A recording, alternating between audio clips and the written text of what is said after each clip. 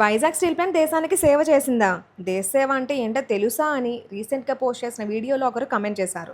నాకు తెలిసి Vizag steel plant దేశానికి ఎలా సేవ చేసిందో చెప్తా విను. అప్పట్లో మన ఉమ్మడి ఆంధ్రప్రదేశ్‌లో ఎంతో మంది పోరాడి ప్రాణత్యాగాలు చేస్తే 33,000 ఎకరాల్లో అతిపెద్ద సీషోర్ ఇంటిగ్రేటెడ్ స్టీల్ ప్లాంట్‌గా ఏర్పడింది. దశాబ్దాలుగా దేశ నిర్మాణంలో అంటే రైల్వేస్, బ్రిడ్జ్‌లు, పవర్ ప్రాజెక్టులు, పరిశ్రమలు ఇలా అనేక రంగాల్లో దేశ అభివృద్ధికి అవసరమైన ఎన్నో నిర్మాణాల వెనుక ఈ ఉక్కు హస్తం ఉంది. లక్షలాది మందికి ప్రత్యక్షంగా, పరోక్షంగా ఉపాధి కల్పించింది. అండ్ గాజువాక ఏపీలోని నంబర్ 1 జీడీపీగా ఉన్న ప్రాంతంగా అభివృద్ధి చెందింది అంటే దానికి ప్రధాన కారణం వైజాగ్ స్టీల్ ప్లాంట్. ఒకప్పుడు విశాఖపట్నం పేరు చాలా మందికి తెలియకపోవచ్చు, కానీ విశాఖ స్టీల్ ప్లాంట్ ఏర్పడ్డాక వైజాగ్ అనే పేరు దేశవ్యాప్తంగా వినిపించింది. 2014 హుదూద్ తుఫాన్ వచ్చినప్పుడు ప్లాంట్ 100 కోట్లు నష్టపోయినప్పటికీ తన యంత్రాలు, తన సిబ్బందితో విశాఖ నగర పునరుద్ధరణలో సహాయం చేసింది. 2020 కరోనా వచ్చినప్పుడు దేశానికి ఎమర్జెన్సీగా ఆక్సిజన్ అవసరమైనప్పుడు Visakha steel plant medical oxygen supply చేసింది. ప్రభుత్వానికి వేలాది కోట్ల రూపాయలు ట్యాక్స్ కట్టింది. ఇప్పుడు దేశ సేవ అంటే ఏంటో చెప్తా విను.